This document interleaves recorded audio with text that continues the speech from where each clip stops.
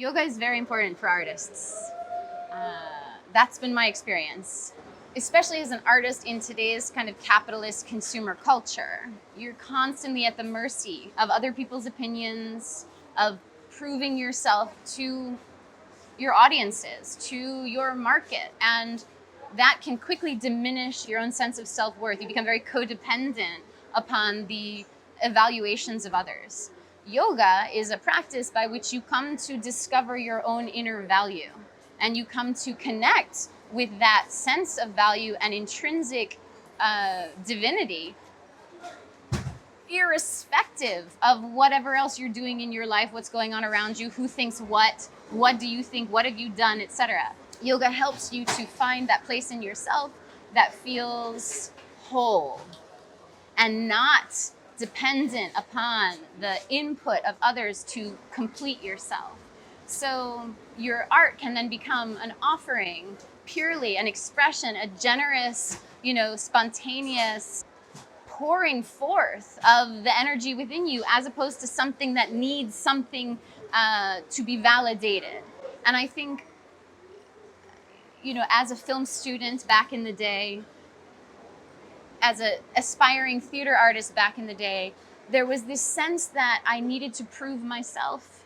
Probably I still have that even, to some degree. There's still this desire as human beings, I think, to show what we're worth, And that's not necessarily a bad thing unless and until it starts to work against you, in the sense that you start to convince yourself that you're worthless because you're not getting the feedback you need, or you're not getting the work that you want, or you're not getting the recognition that you deserve, so to speak. And as a woman, and as a young woman emerging into the film industry, I don't think I was prepared at all. I don't think my upbringing, my cultural context, my schooling, I don't think any of that prepared me to really feel centered in myself and feel like valuable as a human being, independent of what I do and what I accomplish and who I know, as a human being. So it's a very valuable practice to have a reference point within yourself for your own value, independent of all the cool things you're doing in the world, or not doing for that matter.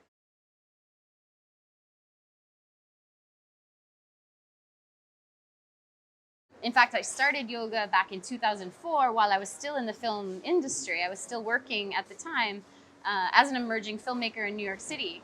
And I was going through tremendous stress, both from my personal and professional life. I even had seizures, like literal seizures in my body because I was so stressed out. And actually, it was a filmmaking colleague who recommended I start taking yoga classes, and I did. And I remember sitting down in those classes and really looking forward to the chanting more than anything. I mean, in the beginning, like the physical stuff was so boring to me. I'd look at the clock and be like, can't we be done yet? Why aren't we done yet? Gradually that changed, but the chanting was immediately accessible, and it also would make me cry. And I'd just sit down there, make it to this, yoga class in busy New York City, and start crying and chanting Om Namah Shivaya, or whatever we were chanting at the time. And it is because it helped me tap into the complexity and depth of emotions that I was going through on any given day in New York City, but especially at this time in my life, that was really challenging. So I wanted to learn more about the music. I was very intrigued and started taking lessons in New York City with a vocal teacher, and his nephew was a tabla player. And so I would go to vocal classes with Uncle G, and then I would hear the tabla, and I was like, that's such a cool instrument. I've never heard anything like that. I think I want to learn tabla. So I started taking tabla lessons, really practiced quite a lot, and met a bunch of other young Westerners who were studying with a great maestro from Kolkata who would come to Brooklyn every year. And I started meeting up with them regularly. It really was like being plugged into this very cultural, spiritual community through which art is spirituality. Music is yoga. That was kind of the impression that I was getting and that I was really drawn to. And as I got more into the music, I kind of let the physical asana practice kind of become very secondary. And so I started being introduced to these different instruments and these different musicians. and felt like, wow, I can't believe I just spent 4 years in one of the most prestigious art schools in the United States of America and never once heard the word raga or tala. How is it possible that I was never exposed to these ideas of Indian classical music before? And I've been studying the arts pretty intensely as a college graduate. So it fascinated me that I was so ignorant and I wanted to become more knowledgeable. I ended up producing, directing, shooting a documentary about one of the all-night concerts of Indian classical music that we had in New York City, where I interviewed the artists. I filmed, the whole evening, and it was so magical. And I was very happy with the final result that I got ambitious and I got confident that, I could do something bigger here. I think I want to go to India and go and attend the classical concerts in India and see who I can interview in India. I didn't know many people, but I knew a few who, through my work in film and Indo-American media, were able to help me connect with the right people to put me in the right place at the right time. And I went to these all-night classical concerts in India and I met so many amazing artists, and I was gifted this exclusive time to interview them. I mean, it was I'm just like a, young emerging filmmaker from New York City. I don't know that much about music, but I absolutely love what I'm learning. And can I ask you a few questions? And I think your music's amazing. And I just feel like I was graced by these artists to be given so many opportunities to talk with them one-on-one and ask them questions. Sometimes I think about it as being someone who's not that good at math, talking to an astrophysicist and actually having a meaningful conversation. I'm on a whole nother level of musical, capability than you, but I really appreciate what you're doing and I'd love to understand it better.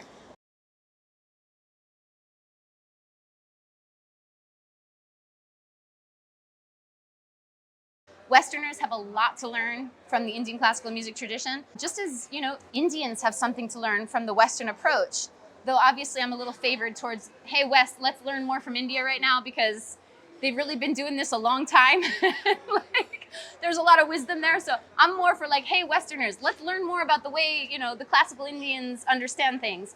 Because to me, that's where the sustainable wisdom is.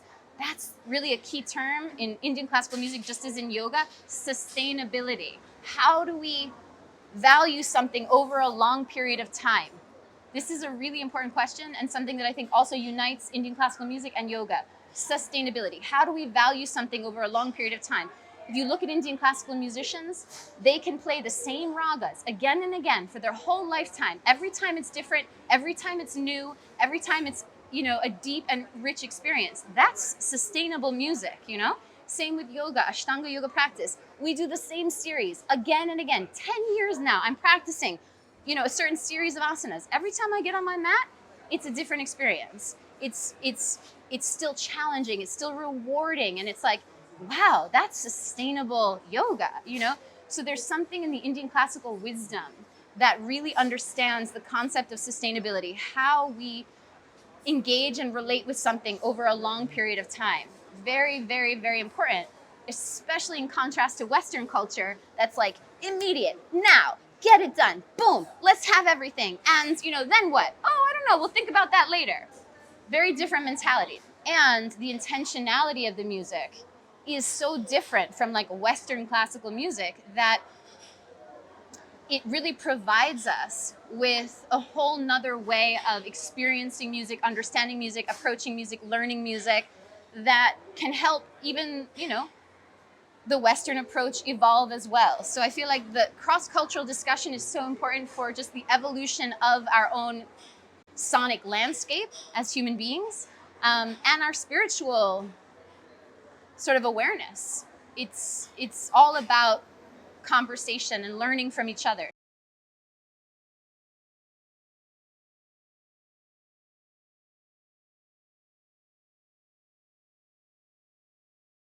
As a yoga student or as an Indian classical music student, we are exposed to the Guru-Shishya parampara, this idea that you can really only learn through the relationship with the guru. And that's not a concept that Westerners are necessarily really familiar with. So when it's introduced to us, either we dive right in without thinking and we're bowing down, we just want that. Whatever it is, we take it. And then there's the other side that's excuse me? There's this real ego-driven Western mentality that's no, I'm not touching anybody's feet. that is very resistant. And there is a middle ground where there's this kind of dual recognition that, yes, certain knowledge requires a sense of surrender to a guru, one who has that knowledge already embodied. And yet, we also all have a guru within us. We have that innate, intrinsic teacher and divinity within, who we have to reference again and again, and therefore always keep that inquisitive mind. The documentary really does get into these questions, and it looks at how Westerners are adapting to the Indian classical ideas that are both prevalent, again, in the Indian classical music tradition as well as in the yogic tradition. And it has this conversation so that as these traditions evolve, because yoga, like the music, is a living tradition, it's always evolving, we can question what's working and what's not. I mean, there are so many scandals among yoga gurus, right, that have emerged over the past 30 years, 40, 50 years, and they keep emerging, and it's very sad. What's causing that to happen? What perpetuates that abuse? And unfortunately, that's also being seen in the Indian classical world as well. There's scandals where these teachers have been abusing their students. How do we heal that dynamic? We can only heal it by talking about it, by having a conversation about what are the values at play here, what's working and what's not. And I feel like that's the job of every generation when it comes to tradition, to question and to then help the tradition evolve.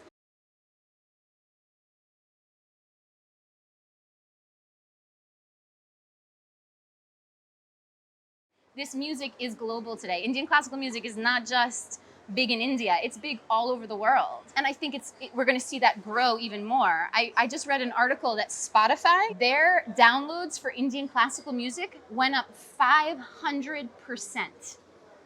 That's big. Like, from the younger generation, like younger people are being drawn to this music. And why? I think it's like food. At a certain point, you want good food. You want to feel like you're getting the nutrients you need. You want to feel like you're nourishing your body and your mind with what you eat. Same in music. At a certain point, we're like, I need something a little more nourishing in my music. And that's what Indian classical music is all about. It's really about nourishing us spiritually, mentally, emotionally. People who are hungry for that sense of nourishment are going to gravitate towards this music.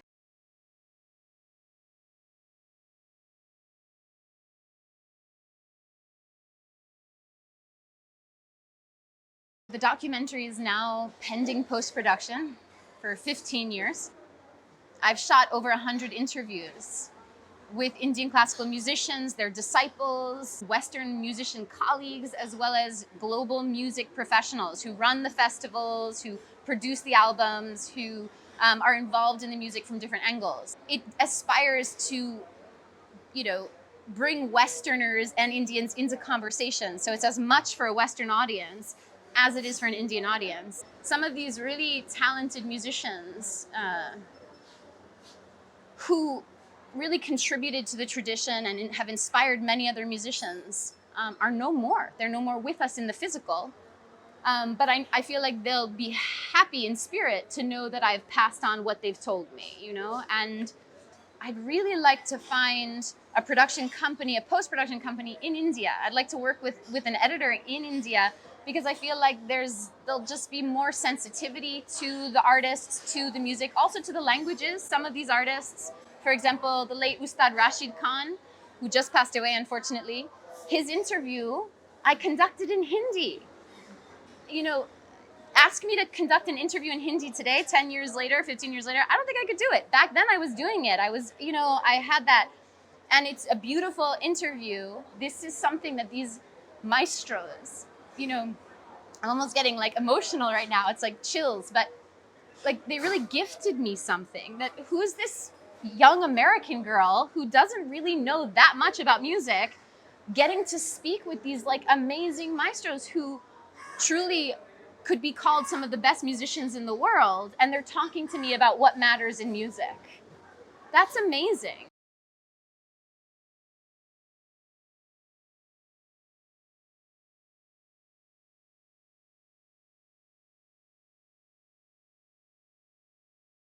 It was on that trip while I was in India that I had already done quite a bit of documentation in Kolkata and in Ahmedabad, and then I went to Mumbai. And while I was in Mumbai, I had a really traumatic experience, and you know, it's one of those things that changes your life. Basically, I was staying in an ashram guest house and someone broke into my room in the middle of the night and attacked me. And I woke up like defending my life, you know? And yet it's because of that very violent experience that I got back into the physical practice of yoga and got back into this sense of physical detox. And what is my body? What is this thing that felt violated? What is that anyway? Who am I? Am I this body? And yoga really helps you process these questions and ultimately these traumas. So that's how I got back into the physical practice of yoga and really went deeper by finding Ashtanga yoga. Having found that, having found Ashtanga and getting deeper into the spirituality of what yoga really is all about, gradually I have found the courage to come back to the work I put aside. When I went through that trauma in India, and even before that, I had experienced other work-related traumatic experiences that really left me feeling quite worthless. At a certain point, depression, fatigue, burnout, all of those things that can really make you kind of lose the wind in your sails for wanting to pursue that ambition that maybe you started with. But I have to say, finally, after 15 years cleansing my perception through yoga practice, I'm like, oh, I love storytelling. I love being an artist. I love that creativity and that spontaneity and that natural energy that comes through us as artists. And I want to play again like that. You know, I want to engage and I want to finish the work I started.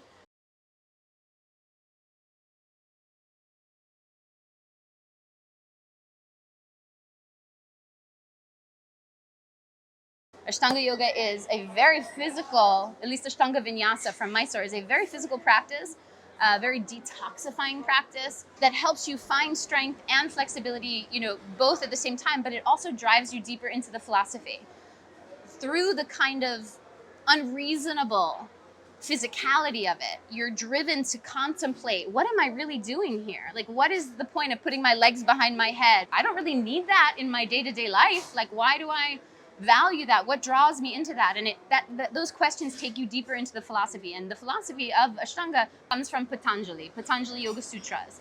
Patanjali is considered an ancient rishi. Some also say Patanjali is the name for really a school of thought that continues. It's like a lineage of yogic wisdom. And the Patanjali Yoga Sutras provide us with this idea of 8 limbs of yoga. And that's what Ashta, 8 anga, limbs means. Ashtanga means 8 limbs of yoga. Yama, niyama, asana, pranayama, pratyahara, dharana, dhyana, and samadhi. So you have this multi-dimensional practice that really gives you just the most beautiful reference point to come back to again and again as you live your life and as you practice yoga. You can say, you know, how am I practicing yama? How am I practicing niyama? How am I practicing asana, pranayama? Am I really getting into the concentration, the contemplation, the meditation? And therefore, it's just like this very rich package that you really can't get bored with.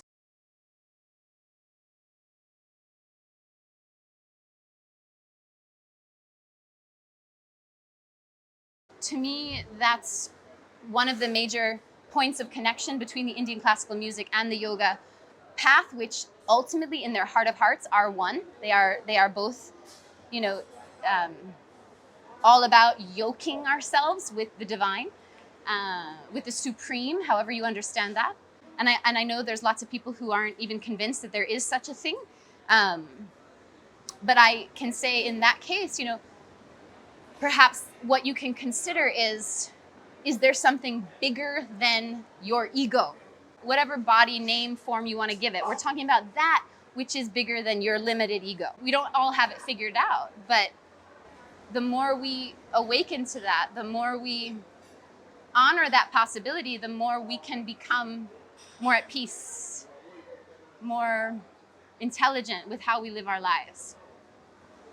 And a lot of that has to do with slowing down, which is a big thing you learn in yoga and a big thing you learn in Indian classical music. Slow down. Start, you know, slowing down. And maybe the fact that it's taken me 15 years to come back to my footage and complete this documentary is just one way that the universe has helped me say, slow down. It's not about you and a career. There's a deeper message here. Slow down. Make it meaningful. And let it emerge when it's ready to. Let nature do what nature needs to do. You don't have to make it conform to your own egoic ideas of the way life should be. Nature has its own way. So